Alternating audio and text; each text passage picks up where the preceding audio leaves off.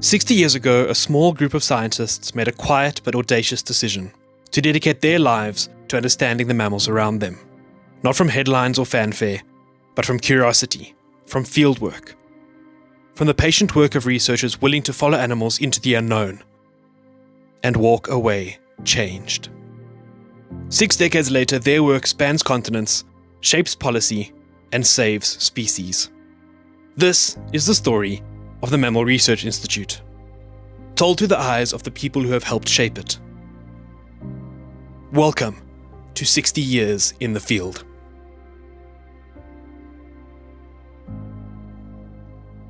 To begin this series, we start with the person currently charting the course. Professor André Ganswindt is the director of the Mammal Research Institute, a behavioral endocrinologist who arrived from Germany 15 years ago, drawn by South Africa's extraordinary biodiversity. Today, his research group spans elephants and mole rats, savannas and oceans. But at the heart of it all is a simple belief that science only matters when it connects to the world. But taking the helm of an institution such as the MRI was never going to be an easy feat. With that in mind, we asked him what it felt like to stand at that very threshold almost 10 years ago. When I took over, the MRI is the oldest research entity of the University of Pretoria and one of the most productive ones as well, since its narrative. So it was indeed quite daunting at the start, but also exciting on the other hand.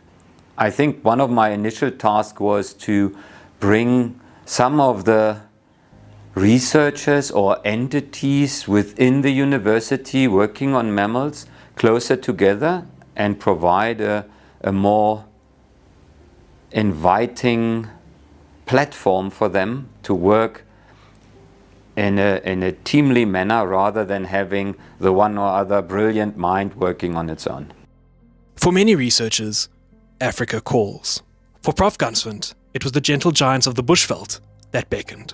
I did my PhD on reproduction in African elephants, and you might be surprised, but there are not that many elephants in Germany.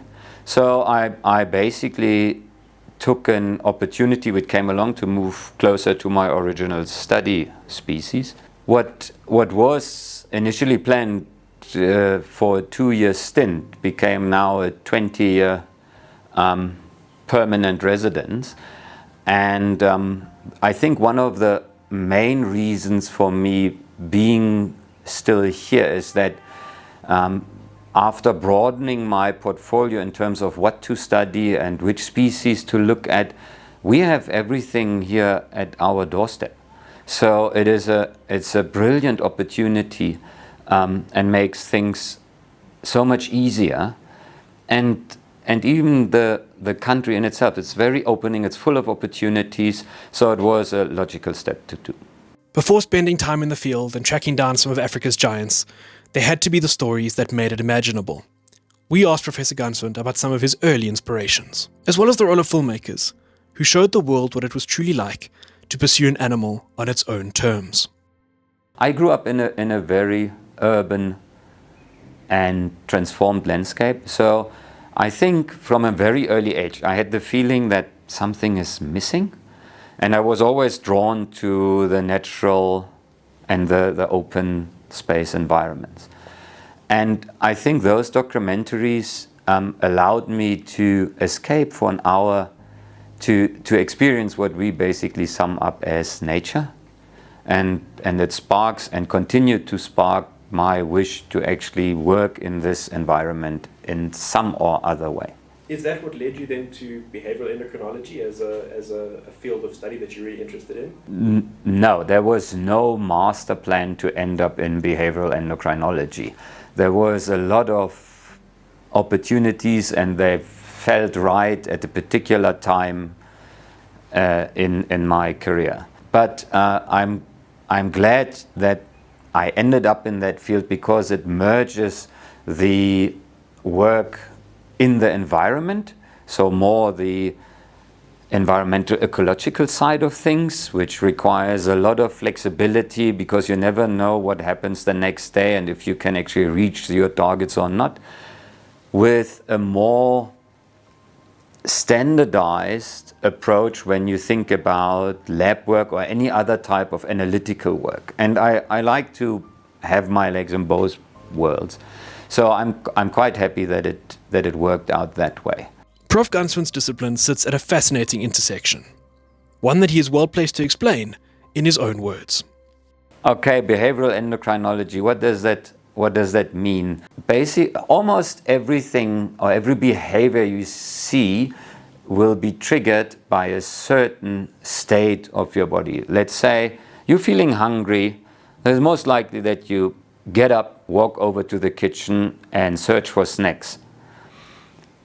And that state you have to be in is facilitated by, amongst others, your hormonal environment. So hormones are tiny little things which are giving your body information in terms of what it needs or what to avoid. So if you then study that composition, then you can maybe predict what the behavioral outcome would be, or if you observe a certain behavior, you can then confirm that this might be related to a certain composition of those messengers. However, that science needed a home, and so Prof. Ganswindt oversaw the building of a lab, a first of its kind in southern Africa, and one that has since become central to how the MRI conducts much of its work.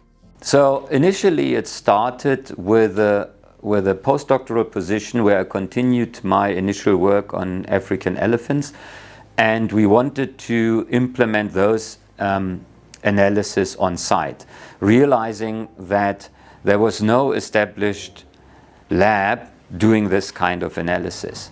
And because that postdoctoral research was successful, I was asked if the spectrum could be broadened and we can look at other questions and other species with the same approach, which is definitely the case. So in 2009, we established that lab, and since then we came from just one species working on to now over 150 different species, looking at reproductive function, responses to stresses in all kinds of settings, wildlife as well as domestic animals.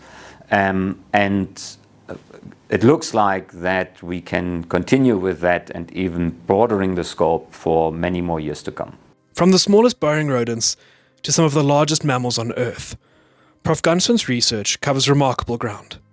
But running through it all is a single connective thread. If you need an overarching topic, then I would say that we are looking how all these species deal with common challenges like climate change, pollution, land fragmentation. So in other words, how they are dealing with us and what we are doing to the place. With the current times, what the MRI needs to even more focus on, that the work they are already doing, that it has to be seen, it has to be brought out to the community so that they understand that we are trying to address very broad and very relevant issues we are facing through the lens of mammals. At the end of the day, a research institute is only ever as strong as the scientists that it shapes. And Professor Ganswindt has thought carefully about what he wants students to carry with them when they leave his lab. I must say, mentoring the upcoming generation of scientists is one field I learned I really enjoy. To see their development and how they evolve into an independent thinker, and at some stage it's a bit like, I guess, your own kids then. When they fledge, you have to let them go, which is a bit of a sad and an enjoyable moment at the same time. But this is something which gives me great satisfaction, I must say. What should they take with? Well, I think they learned during the time within my group how you can do research. Everybody has a particular way of doing it. And if there would be one thing they should take with, is that it's always about the question. It's not about the career or who you be friend with. It's just about the question. Find an answer to the question. 60 years on, the legacy of the MRI continues to endure. But what would the current director say to the people who started it all? It's a question that invites reflection on how far the institution has come and what those early decisions made possible. Impulsively, I would say something like, can you believe it? If I would go back in time, I would say, yes, guys, just do it. It's a good idea. And looking forward, past the anniversary, past the accolades, what are Prof. Ganswindt's hopes for the next 60 years of mammal research? I think the time to be a pure, basic research entity in his worlds are over.